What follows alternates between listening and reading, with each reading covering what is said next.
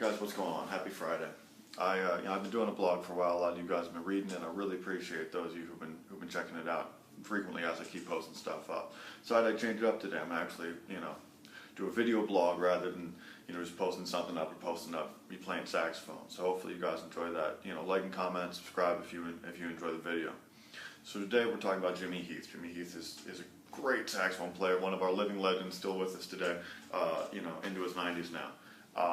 Super unique player, super melodic, played bebop, has played, hard bop. His consistently recorded albums have been one of the most consistently top-notch musicians in jazz for a long time.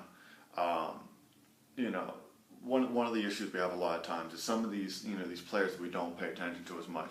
It's like, oh yeah, Jimmy Heath, he's great, but what do we actually listen to? What are our favorite albums of his? And a lot of people are like, I don't know. Before I really started studying Jimmy Heath, I didn't know his albums. I knew I liked his playing, but I didn't look at his albums. So here's 6 albums that I really appreciate of Jimmy Heath. Some of his work as a sideman, some of his work as a leader, some of his work as a writer. We don't talk about Jimmy Heath as a writer a lot. Amazing. So the first album, if we're going to go through chronologically, first one was J.J. Johnson, the eminent J.J. Johnson, Volume 1, 1953. Jimmy Heath, he was born in, I believe, 1925, so he's about 27, 28 now, starting to come into his own. He's been learning from all these guys. He's played with Dizzy Gillespie in the big band. He's played, has learned from all these great bebop players. And it's really, this band is incredible. He's got, of course, J.J. Johnson is the main trombone player. He's amazing. Clifford Brown, in that 4 years that he actually really recorded before his untimely passing on the PA Turnpike, amazing, one of the greatest jazz trumpet players. The rhythm section almost looks like the Modern Jazz Quartet. We got John Lewis, we got Percy Heath, Jimmy Heath's brother on bass, and then Kenny Clark on drums, one of the revolutionary bebop drummers. Super awesome. Really great to hear Jimmy play and really start to learn, really start to come into his own. If you listen to stuff like tracks like Turnpike and Get Happy, some solos, upbeat stuff, really, really developing his skills. Move on, we're gonna go 6 years later. Jimmy's been playing for a while now. He's starting to become a veteran of the scene. Hasn't really recorded as a leader yet. That's coming. We'll get there. Blue Mitchell does an album with Blue Mitchell called Blue Soul. Blue Mitchell is a great drummer player. Not a lot of people actually know Blue Mitchell, which is I always find really surprising. Again, some really melodic stuff. Really, he's coming into that melodic sense. Some of the bebop players didn't get into playing, melodically. There were just so much technique involved. We can relate to that now too. Jimmy really in that time started to really show that melodicism. And some bluesiness too, if you listen to Waverly Street on that Blue Soul, the bluesiness in his playing is fantastic. Then we move on. Move on a year later. Jimmy Heath starts recording as a leader. The first album, really big. It's from 1960. So this is, Jimmy Heath on sax playing solid solos. A big band of a list that you couldn't believe if you read it. It's all, a ton of great players. It's so special, but his writing is awesome. I did a post a while back, about a month ago, where I talked about the resurgence of jazz composers in the 1960s, early 1960s. We went through bebop, we went through hard bop. It was a lot of players, a lot of strong soloists. People weren't necessarily jazz composers. People, that wasn't the thing. But we started, we got back in with Gil Evans, and a little later, with like Thad Jones and Mel Lewis. We talked about Oliver Nelson. All these guys started really coming up and really making some amazing music. Composed music, through composed music.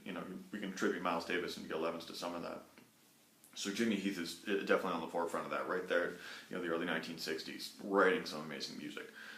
So that's definitely one to check out. We keep moving on. I think probably one of my, if not my favorite Jimmy Heath album is The Quota. It's from 1961. So he recorded The Quota and another album called Triple Threat, which is also really one of his more well-known albums. These albums are awesome. One of my favorite things, again as a composer, one of my favorite things that he did in this album is not only does he have a young Freddie Hubbard who's coming into his own and already sounds incredible, but he's got Julius Watkins on French horn. having a French horn player, you know, in a band just rounds out that sound and uses it beautifully in both albums, but especially on the Quota, it's amazing. You know, I love that. So that's, I mean, that's an album to check out. You know, that's set up again. The band's amazing. So you know, that's one you got to check it out. Then we're gonna go a decade later. You know, Heath keeps recording. There's some good albums as a sideman and as a leader through the '60s. But this album is amazing, and there's one track on it I'm gonna get to that's amazing. One of the best tracks in jazz, I would say. The album's Picture of Heath. It's 1975. This is, you know, a lot of those acoustic albums and jazz acoustics albums in the '70s got no attention. You know, Fusion was in full force. Return Forever, Weather Report, you know, Herbie Hancock and the Headhunters, like all that stuff just overshadowed anything acoustically that was happening. You know, there's very few players who got attention for acoustic stuff during the '70s. This album, Picture of Heath, is beautiful, and I think, you know, I've told a lot of people this. When I talk to young saxophone players, you know, this is what I talk about, you know, soprano saxophone. He did a track of Body and Soul. You know, Body and Soul's a classic. Coleman Hawkins. That's, you know, that's the guy for Body and Soul back in 1939. But this recording, I think it, to me, is as important on soprano saxophone as Coleman Hawkins' version of Body and Soul was for tenor players. I always tell people, I think this is what the soprano saxophone is meant to sound like. It's amazing. It's one of the most beautiful recorded ballads ever. It's a must listen. It's a must listen. You can't not listen to it. I guess that's what that means, really. And then the last album, Jimmy Heath, again, in 1991, recorded You've Changed. So You've Changed is a really great ballad.